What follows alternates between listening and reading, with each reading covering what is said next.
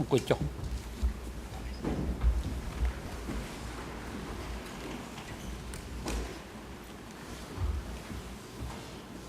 អង្គជំនុំជម្រះប្រកាសបន្តកិច្ចដំណើរការនីតិវិធីសម្ដែងការហើយនឹងផ្ដល់វិធីការជូនទៅសហមិត្តវិការពីក្តីលោកខៀវសំផនដើម្បីបន្តការធ្វើក្តីធនធានបញ្ចប់កិច្ចពិភាក្សានេះដល់របស់ខ្លួន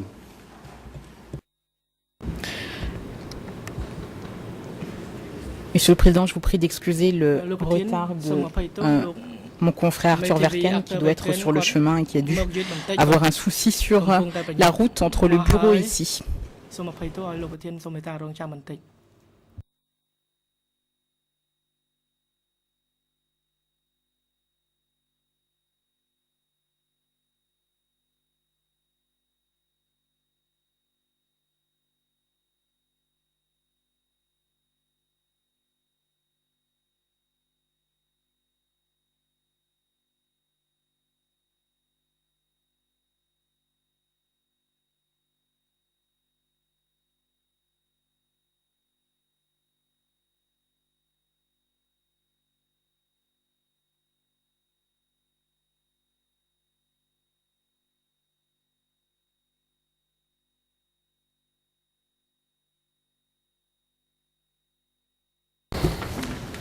Excusez-moi.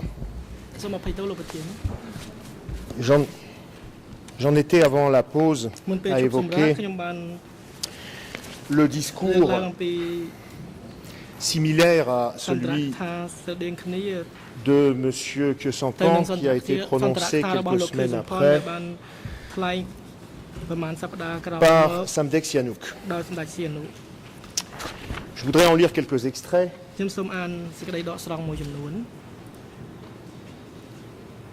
C'est une déclaration de Samdech, chef de l'État, dénonçant les nouvelles manœuvres de l'impérialisme américain et de ses valets à Phnom Penh, E3 1287. Au nom du FUNK, du GRUNC, je signale à l'attention du monde entier, primo, les pontifes et les cadres de la charlatanesque République Khmer sont différents des patriotes Khmer rouges, comme le noir est différent du blanc, car ces faux républicains battent depuis 5 ans déjà tous les records du monde en matière de trahison nationale, d'abjection morale, de pourriture sociale, de corruption. À coup sûr, le peuple du Kampuchéa va les éliminer de notre société et ce sera justice. Secondo, Long Boret lui-même est condamné à mort par le peuple du Kampuchéa à l'issue des travaux du Congrès national du 25 février 1975. L'impérialisme US se trompe lourdement s'il croit qu'un Long Boret saura mieux que Lon Nol fléchir la volonté de résistance des patriotes Khmer rouges et les amener à se rallier à sa sale république. Bien que non condamné à mort par le Congrès national du peuple du Kampuchéa, les autres super traites tels que, et là, Samdech Sihanouk donne 16 noms, qu'il termine même par etc. Je poursuis ma citation. Ces 16 personnes, donc, n'en sont pas moins de purs criminels de guerre qui devront, au lendemain de la libération de Phnom Penh, répondre devant la justice d'État de leurs innombrables méfaits et terribles crimes dont sont victimes depuis 5 années déjà la patrie, le peuple, la nation, l'État du Kampuchea. En offrant de tels traîtres fascistes, archi-corrompus, grands criminels de guerre, et lâches criminels de droit commun, comme interlocuteurs au FONC, au GRONC et au FAPLNC, l'impérialisme US insulte d'une façon impardonnable la mémoire des patriotes cambodgiens et cambodgiennes qui ont sacrifié leur vie pour les plus hauts et purs idéaux du peuple du Kampuchea. J'invite les USA à mettre fin sans délai à ce jeu aussi odieux que ridicule et enfantin. Tertio, le FONC, le GRONC et Norodom Sihanouk jurent de se battre à mort contre l'impérialisme US.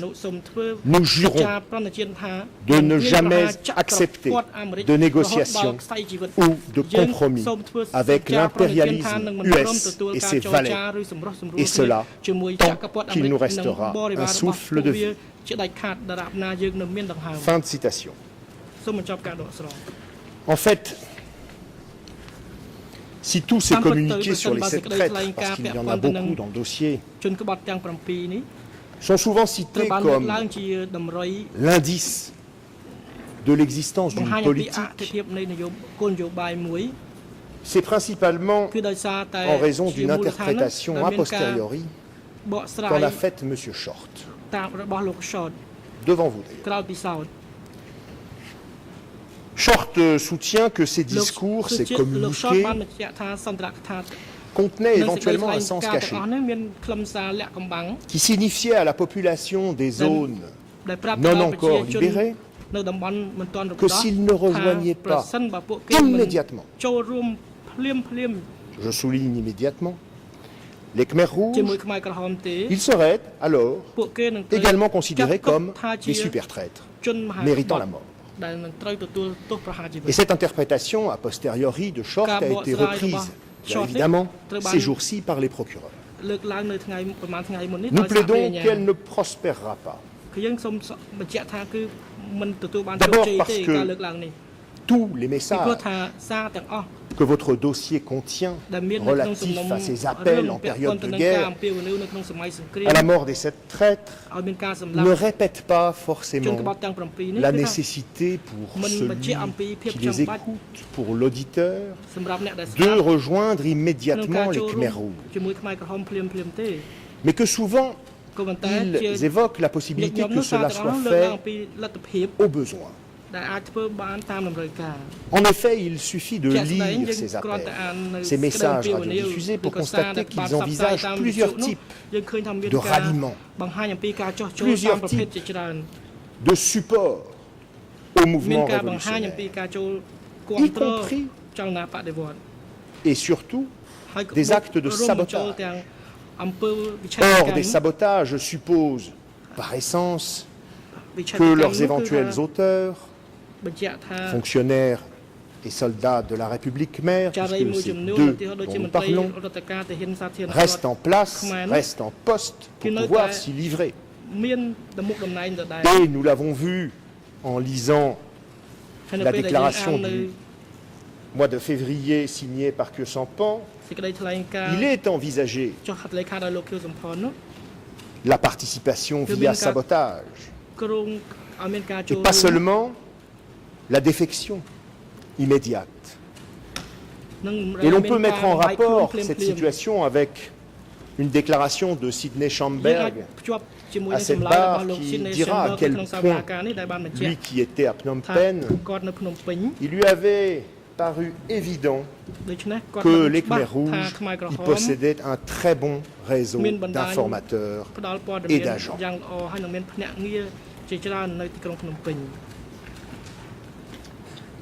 Ensuite, il faut réfléchir à la question de savoir à qui étaient destinés ces messages de propagande, de guerre psychologique.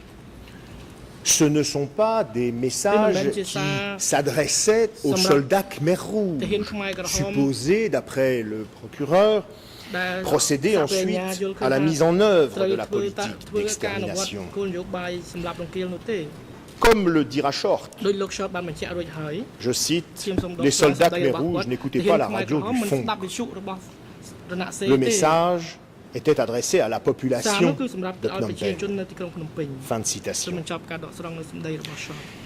Et puis il faut également, en considérant ces éléments, garder à l'esprit que ces messages sur les 7 traîtres ont été diffusés pendant très longtemps par la radio. Ce sont même les procureurs qui nous le disent. Et qu'à partir de là, on se demande bien comment ils auraient pu conserver pendant toute cette période ce prétendu caractère d'obligation immédiate imaginé par M. Short. Finalement, on voit bien que, à l'examen, tout cela est assez tiré par les cheveux et qu'au final, les différents messages sur le thème des 7 traîtres ne constituent certainement pas la preuve de l'intention de M. Khieu Samphan de collaborer à une prétendue attaque généralisée ou systématique visant les anciens de la République khmer. Alors, que nous disent d'autres, les procureurs, sur la réalité de cette politique, qui selon eux recouvre d'ailleurs quasiment tous les faits dont vous êtes saisis. Bien évidemment, ils essayent de faire remonter l'existence d'une telle politique contre les anciens ou les futurs anciens de la République khmer avant Tuol Polchray. C'est la logique, parce qu'on a déjà dit, et suffisamment, je l'espère, que pour ce qui concerne après, ça l'est quand même un peu moins. Et ils n'y vont pas de main morte en cette matière, puisqu'ils remontent jusqu'aux années 60.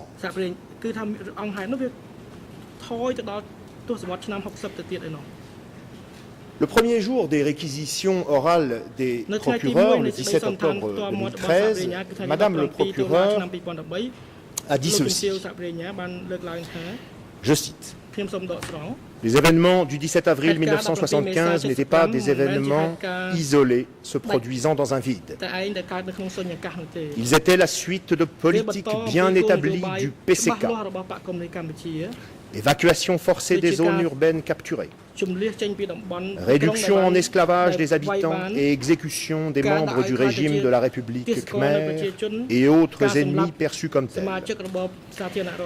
Des preuves de tels actes à la fin des années 60 et au début des années 70 sont importantes, puisqu'elles démontrent que les événements du mois d'avril 1975 faisaient partie d'un système continu de violence, de brutalité et d'oppression mis en place bien avant par les accusés.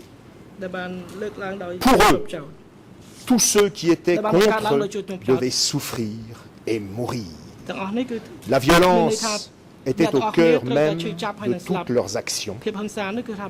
Elle définissait la manière dont ils ont pris le pouvoir, dont ils ont exercé ce pouvoir et cherché à mettre en œuvre ce pouvoir à l'encontre de tous ceux qui ne faisaient pas partie de leur rang. Fin de citation. Madame le procureur a ensuite fait remonter l'origine de cette violence à la création du parti en 1960, avec la lutte des classes et la contradiction de vie ou de mort entre les paysans et les propriétaires terriens. Et elle vous a mis en garde en vous disant, je cite, « Malgré cela, les accusés prétendront qu'il ne s'agissait pas d'une lutte contre le peuple, mais contre un système d'oppression. Ne soyez pas dupes de ce mensonge. Des milliers de personnes sont mortes suite à la décision de faire appel à la violence révolutionnaire, et ce bien avant avril 1975. Cette perception qu'ils avaient des ennemis était fondée dans une paranoïa profonde et persistante qui n'avait aucun fondement dans la réalité. Je souligne. Ils vivaient dans un monde de haine viscérale, illogique et irrationnelle. Fin de citation. Ensuite, L'accusation donnera plusieurs exemples de méthodes de torture utilisées dans le centre M13 dirigé par Douk. Elle parlera d'exécutions extrajudiciaires, de conclusions de short, selon lesquelles, à partir de 1973, les forces Khmer Rouges éviscéraient systématiquement les prisonniers et exécutaient ceux qui étaient soupçonnés de collaboration et d'être des déserteurs. Elle mentionnera aussi la purge des Khmer rentrés de Hanoï en 1962. Selon elle, que Sampan ne pouvait pas ne pas savoir ce qui leur était arrivé. Je cite, connaissant l'histoire et la culture du PCK, l'exécution systématique de ceux qui étaient perçus comme des ennemis. Fin de citation. Or nous plaidons que c'est le raisonnement de l'accusation qui est irrationnel.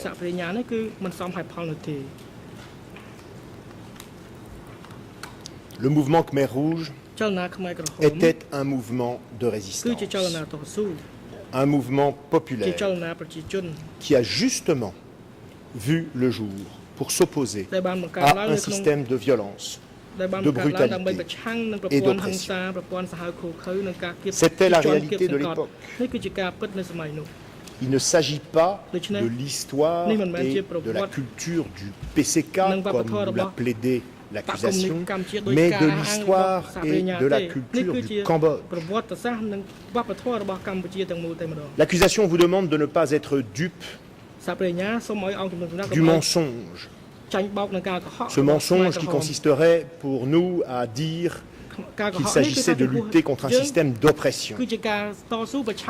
Mais qui nie ici la réalité historique?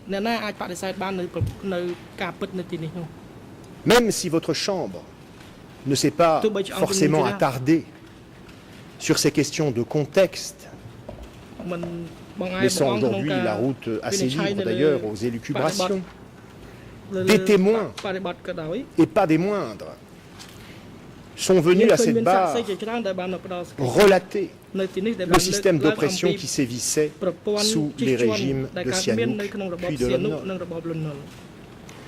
De plus, des témoignages ont été entendus selon lesquels les paysans n'étaient pas haineux vis-à-vis des citadins, mais vis-à-vis du gouvernement, ou encore que les Khmer Rouges n'avaient pas de sentiment de vengeance contre les citadins, qu'ils ne les considéraient pas comme des ennemis.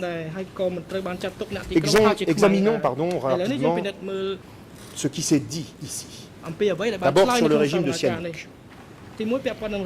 Ce régime, nous l'avons découvert à cette occasion, était loin d'être un régime pacifique et démocratique. François Ponchaud et David Chandler ont rappelé à votre chambre la brutalité du régime à l'égard de ses opposants politiques.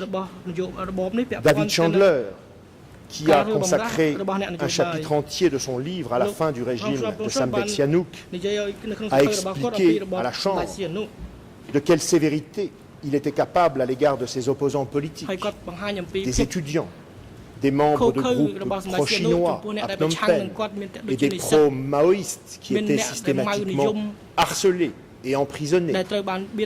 C'est à l'audience du 20 juillet 2012, page 67. Il a décrit, je crois que c'est François Ponchaud, des images d'exécution d'opposants politiques ont été décrites par le père Ponchaud. Elles étaient montrées, projetées au début des films dans les cinémas de Phnom Penh sur ordre de Samdech Sihanouk. Et Ponchaud a également rappelé à la Chambre comment Sihanouk avait accusé Khieu Samphan, Hunim et Ouyun d'être des traîtres et comment il avait parfaitement compris à l'époque, lui et ceux qui l'entouraient, que ça n'était pas une accusation qu'il convenait de prendre à la légère et qu'ils avaient eu bien raison de s'enfuir pour sauver leur vie. Le régime de Lon Nol a également été décrit à cette barre. Et il semble qu'il ait été d'une extraordinaire violence.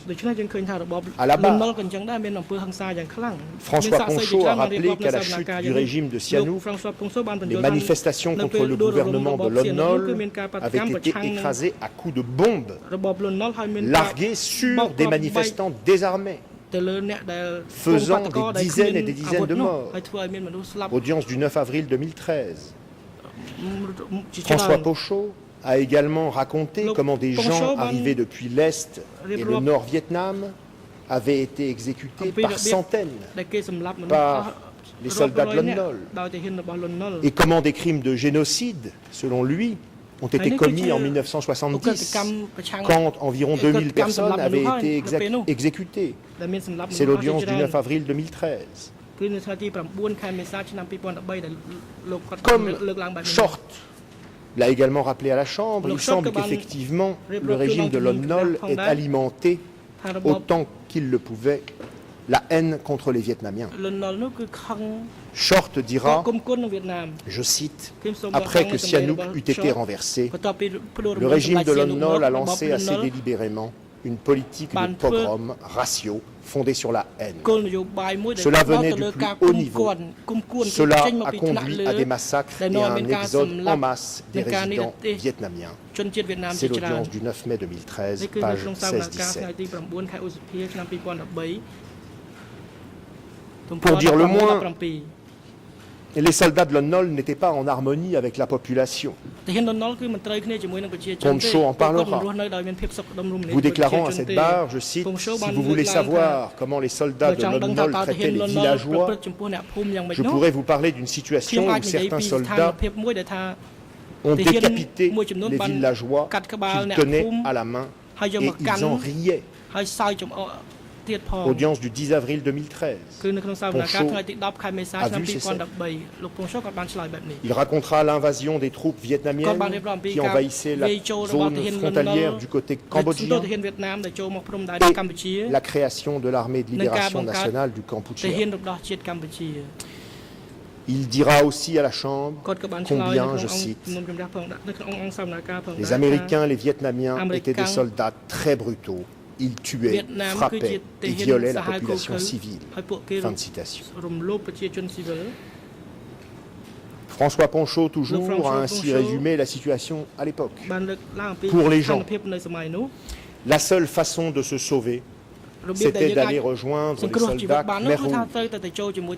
Moi-même, dans mon livre « Cambodge année zéro », j'ai écrit qu'à l'époque, je priais pour l'arrivée des soldats Khmer Rouge. En effet, la population avait perdu tout espoir sous le régime de Lon Nol. Par conséquent, le seul espoir, c'était les Khmer Rouges. David Chandler confirmera tout cela également à votre barre, disant que l'armée de Lon Nol avait été rapidement formée et rapidement constituée. Peu formés, peu entraînés, ils ont violenté de nombreuses personnes. Ils étaient mal armés, mal dirigés. L'armée de Lon Nol était également barbare. Sidney Schanberg a raconté comment les soldats de Lon Nol mangeaient les foies de leurs adversaires. À l'audience du 7 juin 2013, page 57-58.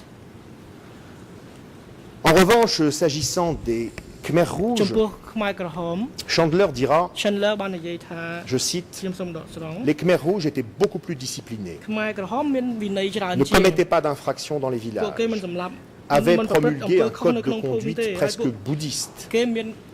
C'est ce qui a conduit à les rendre populaires. » Audience du 20 juillet 2012, page 73.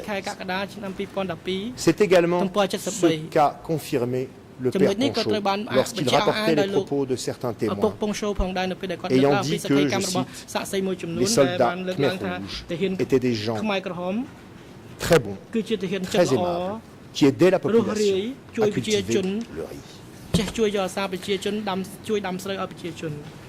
On a non seulement parlé à cette barre de la violence du régime de Lon Nol, mais on a également parlé de sa corruption. Car elle était une des principales caractéristiques de ce gouvernement. Et le dossier contient un nombre assez impressionnant de preuves qui en font état. Sidney Schanberg, à l'audience du 7 juin 2013, dira que son inhumanité et sa corruption ont rempli la population d'aigreur et de ressentiment. Du fait de celle-ci, je cite, certains étudiants et professeurs ont pris le maquis pour rejoindre les insurgés. Fin de citation. Il affirmera aussi que, je cite, la corruption était la principale raison de la baisse de popularité du gouvernement. Fin de citation. Cette corruption, dira-t-il, était aussi une source de grand embarras pour les Américains qui fournissaient une assistance financière au régime corrompu. François Ponchaud a aussi confirmé que nombreux étaient les officiers et cadres de Lon Nol qui vendaient du riz, des armes au Khmer rouge. Il dira, je cite, fatalement, le gouvernement de Lon Nol allait finir par être battu. Fin de citation, audience du 9 avril. On vous parle d'une politique qui susciterait la haine des paysans contre les citadins, notamment. Chandler a rappelé dans son livre et à la barre que la population, je cite, de Ratanakiri, Trachet et Mondolkiri était devenue de plus en plus hostile vis-à-vis du gouvernement de Phnom Penh en raison des plantations d'EVA, des constructions de routes qui leur prenaient des terres et avaient un impact sur leur quotidien et leurs moyens de subsistance. Fin de citation, audience du 24 juillet 2012, page 87-89. Et puis, Ponchaud s'exprimera sur le caractère idéologique ou non de ce qui s'est passé au Cambodge à cette époque. Et contrairement à ce que prétendent les procureurs et les partis civils, d'après lui, il n'y avait pas de volonté de vengeance contre les citadins. D'après Ponchaud, la raison ayant conduit à l'évacuation des villes, je cite, ça n'était pas la vengeance des paysans contre les citadins, c'était une volonté idéologique. Je pense qu'il n'y a pas eu de vengeance à proprement parler, c'était idéologique. Il est possible que la vengeance ait utilisé, ou les Khmers rouges aient utilisé la vengeance au service de l'idéologie, mais je crois que le fond de la question, c'était idéologique. Former une nouvelle société, sans ville, sans comprador. 11 avril 2013, page 16-17. En définitive, lorsque l'on regarde ces éléments qui ont été exposés à votre Chambre et apparemment sans aucune utilité pour les procureurs, on a le sentiment que ceci nie l'histoire du Cambodge. En prétendant qu'avant le 17 avril 1975, tout allait pour le mieux dans le meilleur des mondes. Et que si les Khmers rouges n'étaient pas arrivés avec leurs intentions maléfiques, eh bien, tout se serait bien passé. C'est une vision manichéenne, totalement déconnectée de l'histoire de votre pays. C'est un peu un déni de la réalité du même ordre que le reproche qu'ont osé faire les procureurs à cette barre lors de leur réquisition finale, reproche qu'ils ont fait aux Khmers rouges d'avoir mené une guerre contre le régime de Lon Nol jusqu'à avoir voulu le faire tomber. On nous a dit à cette barre qu'il aurait fallu prendre Phnom Penh sans blocus, sans bombarder l'ennemi, sans couper l'approvisionnement de la ville. En fait, sans se battre. À écouter Madame le procureur, C'était de l'unique faute des Khmers rouges si les Phnom Penhois ont souffert de la famine. C'est parce que les Khmers rouges ont bloqué l'approvisionnement de la ville. C'est ce qu'on vous a dit. L'accusation nie l'histoire. Elle nie le contexte historique de ce dossier. Elle ne va pas jusqu'à prétendre qu'il aurait fallu faire tomber le régime de Lon Nol en gagnant des élections, mais on n'en est pas loin. Même si vous n'êtes pas saisi temporellement de la période pré-avril 75, cela ne veut pas dire que vous allez valider une vision faussement candide de l'histoire, réorganisée et totalement repensée dans son intérêt par l'accusation. Et enfin, pour terminer mon propos, je voudrais, puisque les procureurs aiment aller chercher des références en dehors du champ du procès, moi aussi aller consulter, et je vous renvoie à ce document qui est intéressant, qui est un numéro spécial de l'étendard révolutionnaire de septembre 1977, E3-11, dans lequel un long article retrace l'histoire du PCK.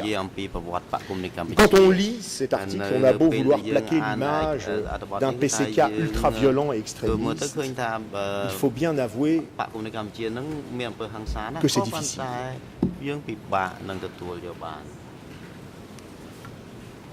Sous le régime de Sihanouk, avant le coup d'État de 1970, ce sont les paysans qui ont initié la révolution.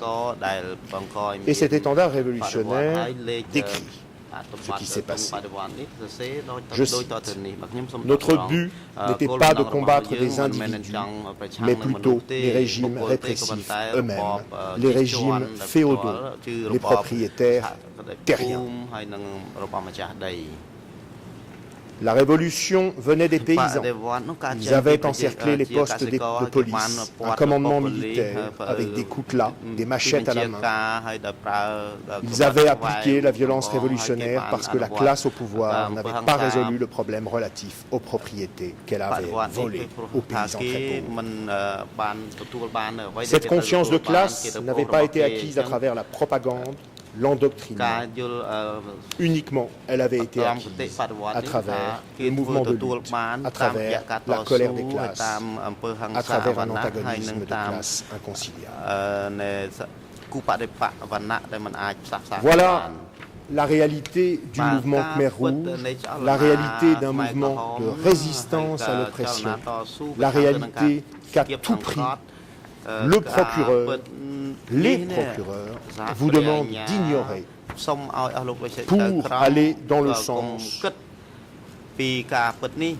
d'une fiction à laquelle toute personne sensée qui examine les preuves de ce dossier ne saurait adhérer. Et nous vous demandons de rejeter cette fiction.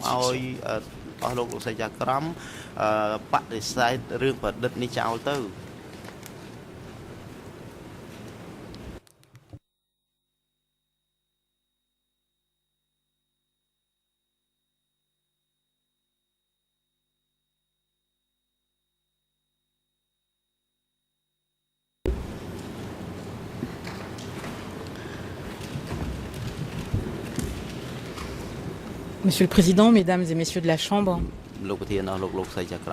je prends la suite de mon confrère Arthur Verken et je voudrais évoquer avec vous la décision d'évacuer Phnom Penh et la supposée participation de Khieu Samphan à cette prise de décision. Nous savons que l'évacuation de Phnom Penh a eu lieu le 17 avril 1975. Il n'y a par contre aucun document d'époque qui mentionne exactement à quelle date cette évacuation aurait été décidée. L'ordonnance de clôture au paragraphe 251 note que selon certains témoignages, la décision de déplacer les populations de Phnom Penh aurait été prise en février 1975. C'est également cette date qu'a retenue l'expert Chandler dans ses recherches, document E3/1686. Et c'est également cette date qu'a cité Pol Pot lui-même lors d'une conférence de presse à Pékin en 1977. Document E3/2072. Du côté de l'accusation, il y a eu plusieurs versions. D'abord, elle s'appuyait uniquement sur le témoignage de Pipoun, sur lequel nous allons revenir, pour la fixer début avril 1975. Et puis au fil des audiences et au fil des mois, elle a glissé pour retenir que cette prise de décision se serait faite en juin 1974 dans le QG de Pol Pot, proche d'Oudong. Et parmi les documents sur lesquels l'accusation s'appuie, il y a l'étendard révolutionnaire de septembre 1977 dont nous avons évoqué le contenu en long et en large au cours de ces audiences, dans lequel il est mentionné, c'est le document E3/11, qu'un congrès du comité central s'est tenu pendant 15 jours en juin 1975, au cours duquel a été évoqué, je cite, l'attaque finale pour libérer Phnom Penh et le pays tout entier. Cependant, et ça c'est un point important, et c'est un point qui explique aussi les différentes variations de l'accusation et les témoins qui ont finalement été appelés devant votre chambre, c'est que ce numéro spécial ne prononce à aucun moment le mot évacuation. On parle de l'assaut final. Un autre point que vous avez eu également de votre chambre est la déclaration de Nguyen Chea. Lui se souvient, il le dit à l'audience du 14 décembre 2011, qu'il y a eu une réunion du comité permanent et de certains membres du comité central à la mi-74. La difficulté, c'est que la réunion d'où fait état Nguyen Chea ne correspond pas aux 15 jours du congrès du comité central. Lui, il situe cette réunion extraordinaire comme ayant duré 3 jours.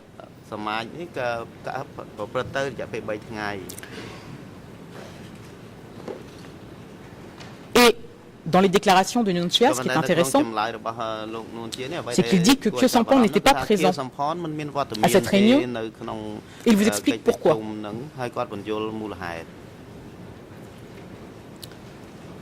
C'est à l'audience du 14 décembre toujours.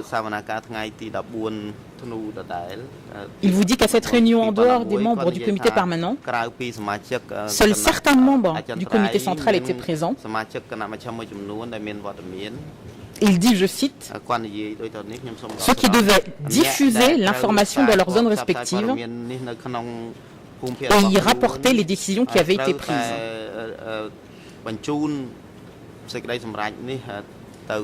Et là, l'élément est important. Il explique l'absence de Khieu Samphan à cette réunion en disant, je cite, c'était au secrétaire de zone de décider qui devait participer à la réunion. Fin de citation. Et il dira plus loin que l'absence de Khieu Samphan était justifiée par le fait, je cite, qu'il n'était pas rattaché à une zone. Fin de citation. Il expliquera également que Khieu Samphan étant un intellectuel, c'était Pol Pot qui, je cite, le gérait. Et il précise également que c'était Pol Pot, je cite, qui décidait du nombre de participants en fonction des besoins de la situation. Il y a donc une logique dans les déclarations de Nuon pour expliquer pourquoi Khieu Samphan n'était pas présent à cette réunion, pourquoi cette réunion a duré 3 jours et pourquoi elle ne concernait que les membres du comité permanent et les gens du comité central ayant des responsabilités de zone. Face à cela, nous avons le témoin central de l'accusation, Pipoun, Rochemton alias Pipoun. Il a été appelé à cette barre et il dit que Khieu Samphan était présent au QG de Pol Pot en avril 1975 et qu'il a approuvé l'annonce de la décision de l'évacuation. Ah, ce témoin Pipoun, il est bien prolixe. Le prolixe, monsieur le Président, mesdames et messieurs de la Chambre, ne veut pas dire véridique. Alors qui était ce fameux Pipoun? Ce Pipoun qui a été à la source de tellement de recherches, puisque lorsque nous avons interrogé l'expert Short, nous nous sommes rendus compte qu'il était l'essentiel de ces sources. Pipoun, lorsqu'il a été interrogé par les enquêteurs des COJ d'instruction, évoque en passant une réunion à la mi-74 qui dure plus d'une quinzaine de jours, sans la décrire vraiment. Et la réunion à laquelle il situe la décision de l'évacuation est celle de début avril 75, à B5. Et Pipoun fait et fera toujours, tout au long de sa déposition, la même distinction entre les deux réunions. À l'audience du 23 juillet 2012, quand l'accusation, soucieuse de corroborer sa thèse, lui demande si lors de la première réunion de 1974, l'évacuation a été discutée, voilà ce qu'il répond, je cite, « Je ne pense pas que cela a été un sujet de discussion. » Et il restera ferme tout au long de sa déposition, comme je vous le disais, sur la distinction entre ces deux réunions. L'accusation a évidemment insisté. Et même lorsqu'on va lui suggérer que les sessions d'éducation qui se seraient déroulées pendant ces 15 jours de congrès auraient pu évoquer l'évacuation, il répond fermement, c'est le 30 juillet 2012, en parlant de l'évacuation. J'en ai entendu parler à une seule reprise, à B5. Je n'ai pas d'autres détails à ce sujet. Fin de citation. Et lorsqu'il évoque cette discussion sur l'évacuation abordée lors de cette deuxième réunion qui se situe donc début avril 1975, il va plus loin, il dit que les participants, je cite, ont parlé de l'évacuation de la ville, mais ils n'ont pas donné de détails lors de cette réunion. Plus loin, il précise: les détails mineurs n'ont pas été abordés non plus. Fin de citation. Et là, que l'on croit ou que l'on ne croit pas Pipoun, il est important de noter que, quand bien même cette évacuation aurait été décidée en avril 1975 et en présence de M. Khieu Samphan, ce qu'il conteste, on n'a pas parlé des moyens de la mise en œuvre. Et lorsque vous devrez discuter de la question qui est de savoir est-ce que Khieu Samphan a contribué à la mise en œuvre de cette évacuation, si on n'a pas d'éléments pour indiquer que cette mise en œuvre a été discutée en sa présence, comment peut-on conclure qu'il a participé ou donné son accord aux moyens de mise en œuvre de cette évacuation? C'est un point que je tenais à soulever dès à présent. Mais le problème, c'est que la version de Pipoun pose problème. Premièrement, Pipoun n'est pas un participant à la réunion. Rappelons-le, Pipoun, c'est un garde. Il le dit lui-même. Je cite: Je n'ai pas participé à cette réunion parce que j'assurais la surveillance dehors. Cependant, j'ai entendu les discours. Et alors là, il faut refaire un petit voyage en arrière, devant les enquêteurs des COJU Instruction en 2008. Il dit, à ce moment-là, qu'il a pu entendre ce qui se passait parce qu'il était derrière un mur de feuilles entourant la cabane où se tenait la réunion. À l'audience, on n'a plus de mur de feuilles. Cette fois-ci, il a pu entendre ce qui se passait à la réunion d'avril 75, donc, parce qu'il s'est caché derrière une termitière. Et quand on l'interroge sur cette contradiction apparente, voilà ce qu'il répond, je cite, « C'est à vous de décider quelle version vous choisissez. » Fin de citation. Et cela va même plus loin, parce qu'on aurait pu dire « ne veut pas répondre à l'avocat de la défense ». Et lorsque le juge Lavergne lui-même reviendra à l'audience du 31 juillet 2012 pour lui demander d'autres détails sur cette réunion, voilà ce qu'il répond. Je cite, « Je ne pense pas avoir envie de répondre à cette question, car je n'ai pas envie de me contredire. » Fin de citation. Et le summum, si vous me permettez l'expression, c'est qu'à l'issue de votre audience, M. Rochampton, alias Pipoun, s'est précipité vers la presse et a déclaré au Cambodia Daily qu'il s'était trouvé très confus à votre audience. Voilà, Monsieur le Président, Mesdames et Messieurs de la Chambre, le témoignage central de l'accusation sur la participation de M. Khieu Samphan à la prise de décision sur l'évacuation de Phnom Penh. Alors la discussion sur la date, effectivement, elle a posé problème et l'accusation est revenue à nouveau en essayant de voir avec l'expert Chandler si vraiment février 75 était la bonne date à son avis. À l'audience, il a maintenu. Et plus loin, il a précisé, je cite, « La décision d'évacuer les villes a été prise par les dirigeants du PCK peu avant la libération de Phnom Penh, mais c'était un secret. Cela a même d'ailleurs pris les commandants par surprise. » Fin de citation. C'était à l'audience. C'était à l'audience du 19 juillet 2012. Et cette surprise, plusieurs militaires qui sont venus déposés devant cette chambre l'ont confirmé.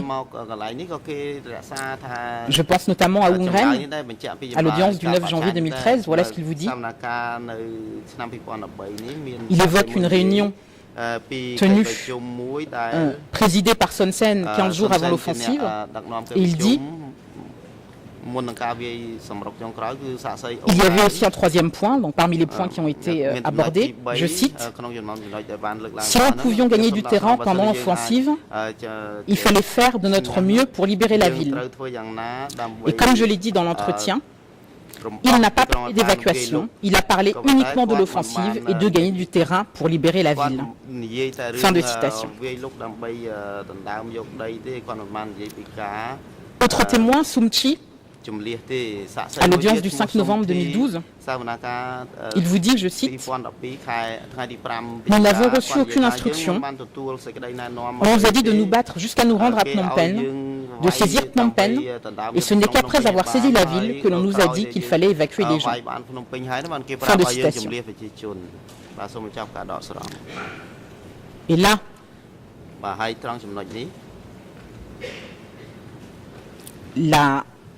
position de Myôn Chea prend tout son sens.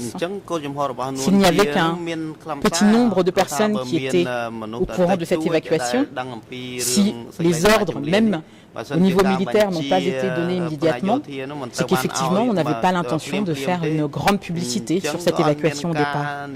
Ceux qui l'ont décidé, ceux qui ont toujours dit qu'ils avaient décidé.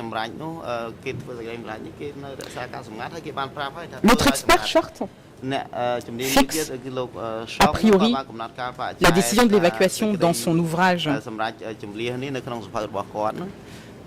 Pol Pot, Anatomie d'un cauchemar. Il la situe en septembre 1974. Il tient, quand on s'interroge sur sa source, que trouve-t-on? Le fameux Pipoun, toujours le même, qui s'était trompé de date, et qui vous a dit, et qui vous a soutenu mordicus devant cette chambre, que on n'a pas parlé d'évacuation avant avril 1975.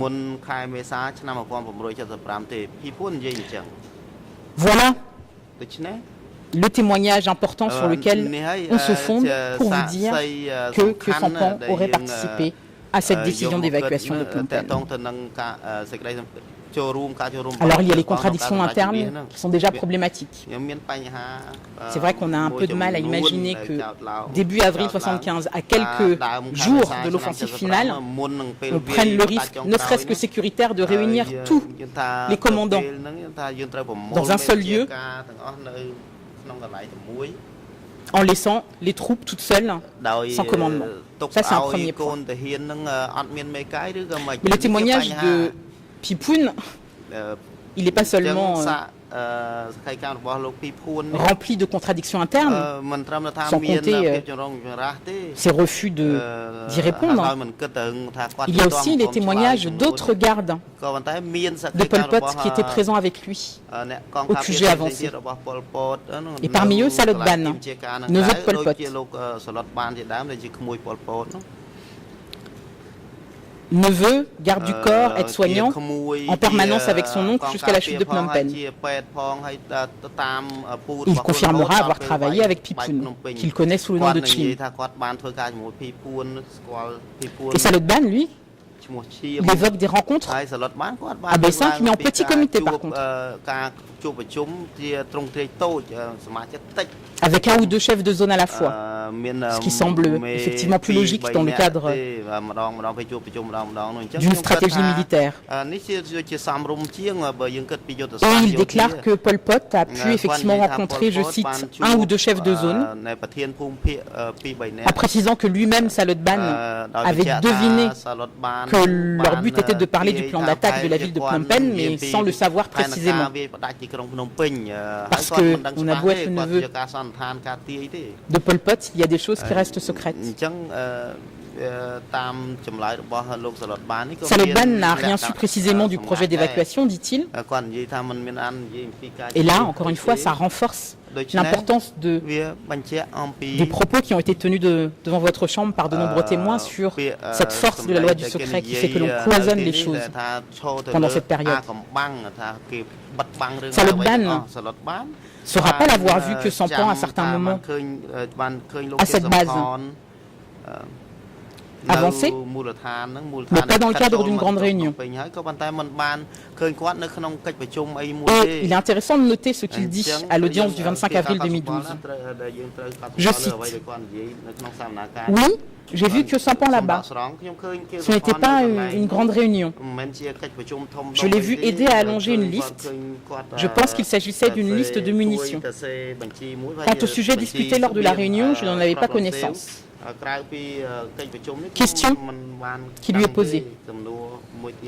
Est-ce que M. Khieu Samphan avait des responsabilités en matière militaire avant l'attaque de Phnom Penh? Réponse: non. Question: pourquoi s'occupait-il des listes de munitions s'il n'avait rien à faire avec les affaires militaires? Réponse: d'après ce que j'ai compris, comme il savait écrire, qu'il était instruit, on lui avait demandé d'aider. Fin de citation. Un point supplémentaire pour rappeler que le titre de commandant des forces armées ne tient pas. Où a-t-on vu un commandant des forces armées aller rédiger comme un vulgaire trophion une liste de munitions?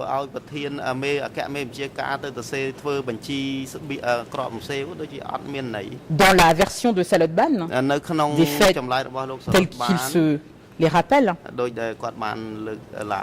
la réunion en petit comité fait plus sens. Mais Salotban ne se contente pas de dire ça. Et ça aussi, c'est un autre point qui vient en confrontation avec la déclaration de Phiphoun. Il vous dit que dans le cadre de la surveillance des réunions, il y avait une distance de sécurité obligatoire de 15 à 60 mètres pour les gardes. D'ailleurs, Phiphoun en a convenu à l'audience du 2 août 2012. Et Salotban dira, je cite, lorsqu'on lui demande s'il était possible aux gardes d'espionner ce qui se passait aux réunions, il dira, je ne pense pas que cela soit possible. Même les gardes du corps n'avaient pas le droit d'être proches de la réunion. Fin de citation. Et il explique que le fait que les QG il a décrit le quartier général et les cabanes sans mur. La distance était justifiée par cette nécessité de garder les informations secrètes. Mais il n'y a pas que Salotban qui vient s'opposer à Phiphoun. Il y a aussi Untan, autre garde du corps. À l'audience du 13 juin 2012, il vous dira, je cite, lorsqu'il travaillait, les ordres des gardes de sécurité étaient de se tenir à 20 mètres d'eux. Fin de citation. Et il précisera qu'à cette distance, on était trop éloigné pour entendre ce que disaient les participants. Il ressort clairement de ces témoignages que dans un contexte aussi tendu et surveillé, à la veille d'une énorme offensive, on faisait attention à comment se menaient les réunions et on ne faisait pas de choses mettant en péril cette offensive capitale.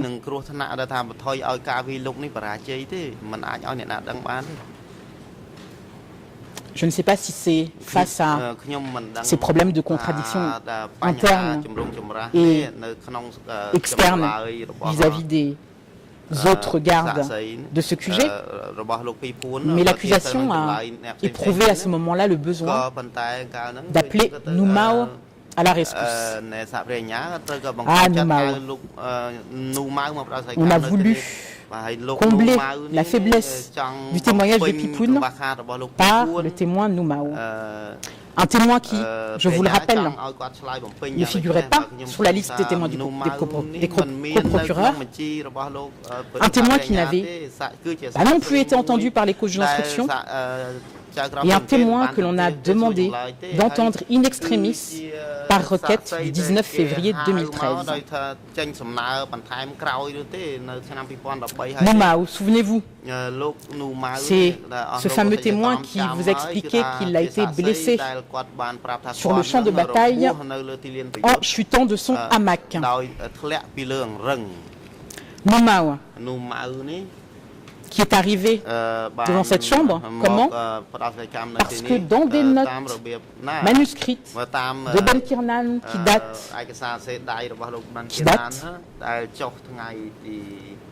le nom de Khieu Samphan a été cité à côté de l'évacuation. Il fallait absolument qu'on fasse venir ce témoin de Noumao. Et ça a été une expédition. Il a fallu le retrouver. Il a fallu essayer de savoir si c'était bien lui. Et ça n'a pas été sans peine.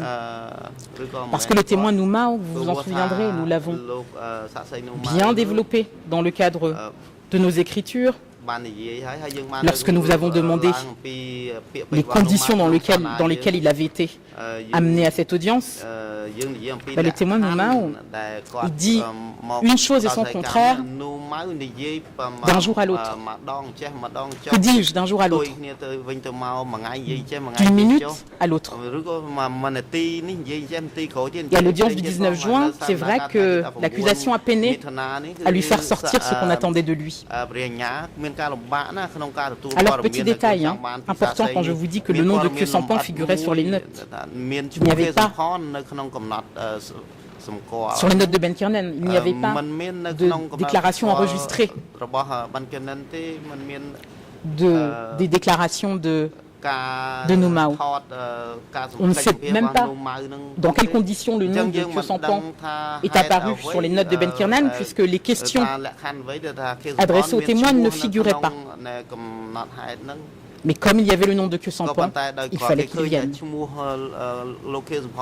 Et à l'audience du 19 juin 2013, Nous Mao est effectivement venu.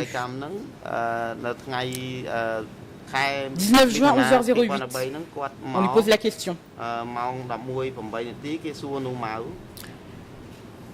On lui parle de l'année 74 et on lui demande, vous avez parlé du plan de Tamok d'évacuer la ville de Phnom Penh.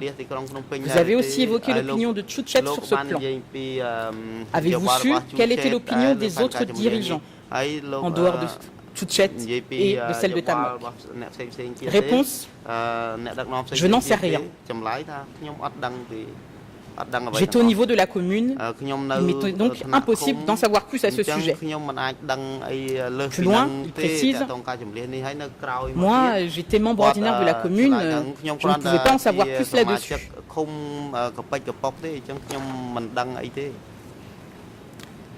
19 juin 2013, 11h12.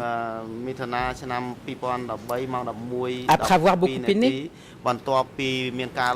le coprocureur finit par citer le passage des notes de Ben Kiernan dans lesquelles M.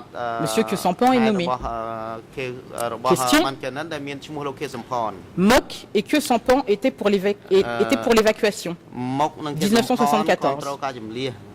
Monsieur Noumouk, cela vous rafraîchit-il la mémoire?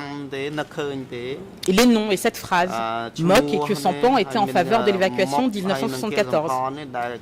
Réponse à 11h15, je ne m'en souviens pas. 11h23 le même jour. Et à cette époque, question de l'accusation, avez-vous su quelle était l'opinion de Khieu Samphan à propos de l'évacuation? Réponse, je ne connaissais pas Khieu Samphan ou Nim. Laissez-moi me rappeler les noms, Khieu Samphan et Unim, Unim ou Youn. Je ne m'en souviens pas. Ah oui, il y avait Unim, Youn et Khieu Samphan. Et enfin, péniblement, à 11h25, alléluia pour l'accusation. Réponse de Nous Mao. D'après la position de Khieu Samphan, il était pour l'évacuation. Mais il ne dit pas du tout dans quelles conditions il aura pris cette position. C'est un succès de courte durée pour l'accusation, puisque le lendemain, le 20 juin, vers 14h11, interrogé par moi-même d'ailleurs. La question est très claire. Je lui demande, est-ce que vous pouvez expliquer à la Chambre, est-ce que oui ou non, vous connaissiez la position de Khieu Samphan par rapport à l'évacuation de Phnom Penh? Réponse, je ne connaissais pas sa position. Comme je l'ai dit, je connaissais la position de Youn, lequel a pris la parole au cours de cette réunion. Il a dit qu'il ne fallait pas évacuer les habitants de la ville. Quant à Khieu Samphan et Unim, je ne les connaissais pas. Fin de citation. Et là, je dois rappeler ce que nous avions indiqué dans nos écritures E266/3/1. Rappelons que il n'y a pas de confusion possible, comme l'avait soulevé l'accusation, sur le terme position. En khmer, et je vous prie par avance d'excuser mon accent, Chumhor fait bien état de la position de Khieu Samphan par rapport à l'évacuation de Phnom Penh. Et le témoin Noumao, bien qu'il nous expliquait que quand on lui a donné la copie des notes de Ben Kirnan, il avait tenté de bien les apprendre par cœur pour pouvoir bien faire ce qu'on lui demandait à l'audience, il a été obligé de convenir qu'il ne savait pas. Voilà le témoin qui a été amené pour venir à la rescousse de Phipoun. Alors si on veut fixer la décision d'évacuation à juin 1974, qui encore une fois n'est pas la version de Phipoun, si on veut fixer la décision d'évacuation à cette date et de dire que Khieu Samphan était présent à ce congrès, il faut se rappeler des voyages que Khieu Samphan a effectués entre avril et juin 1974. Avril 1974, il rejoint Ieng Sary et Sihanouk en Chine.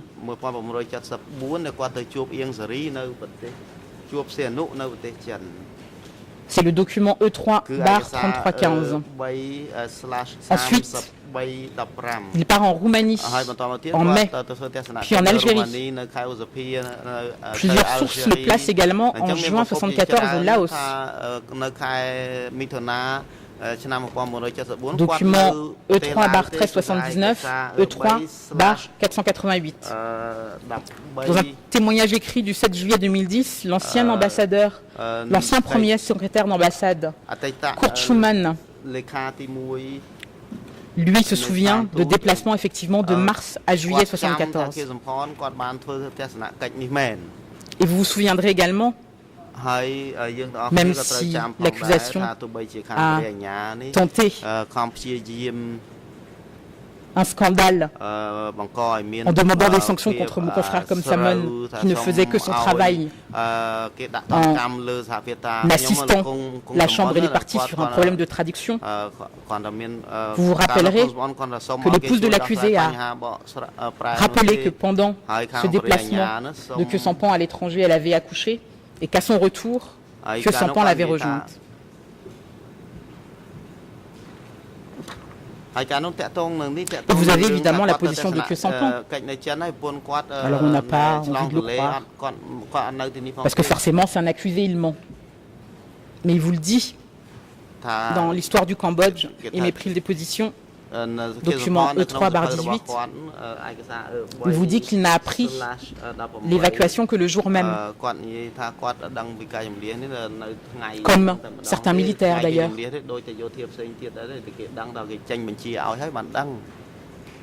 On peut le croire ou ne pas le croire, Short ne le croit pas, mais Short dira que ça correspond à ce qu'il lui avait dit lors de ses entretiens. On peut le croire ou on peut ne pas le croire, mais comme vous l'a rappelé mon confrère, à cette date, en tout état de cause, M. Khieu Samphan n'était même pas membre de plein droit du comité central.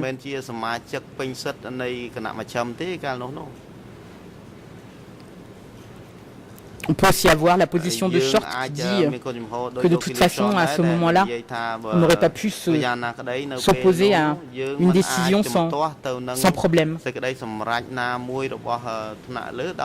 Voilà, Monsieur le Président, Mesdames, Monsieur de la Chambre, les éléments de preuve que vous avez dans le cadre de cette décision d'évacuation. Je ne sais pas si c'est nécessaire de le rappeler, mais c'est un principe fondamental en droit pénal. Lorsqu'il y a un doute, il profite à l'accusé. Je pense que c'est peut-être le moment de marquer la pause. បាទខ្ញុំឃើញថាម៉ោងដូចដល់ម៉ោងស្រស់ស្រួលអាពេលថ្ងៃថងហើយលោកប្រធានយ៉ាងម៉េចដែរបាទអរគុណលោកស្រីមេធាវីបាទឥឡូវនេះដល់ពេលសម្រាប់ថ្ងៃត្រង់ហើយឲ្យមានប្រកាសសម្រាប់ចាប់ពីពេលនេះទៅរហូតដល់ម៉ោង 6:30 នាទីរសៀលនេះសូមអញ្ជើញចូលវិញដើម្បីបន្តកិច្ចដំណើរការសកម្មភាពសូមភាគីនិងសាធារណជនជ្រាបអង្គជំរះប្រកបឲ្យអនុរិយមន្ត្រីឃុំឃាំងនាំខ្លួនលោកខៀវសំផនទៅកាន់បន្ទប់រងចាំនៅខាងក្រោមសាលសកម្មភាពនេះនិងប្រកបឲ្យនាំខ្លួនគាត់ត្រឡប់មកចូលរួមសកម្មភាពនៅក្នុងបន្ទប់សកម្មភាពនេះវិញនៅរសៀលនេះឲ្យបានមុនម៉ោង 1:30 នាទីសម្រាប់ចុះ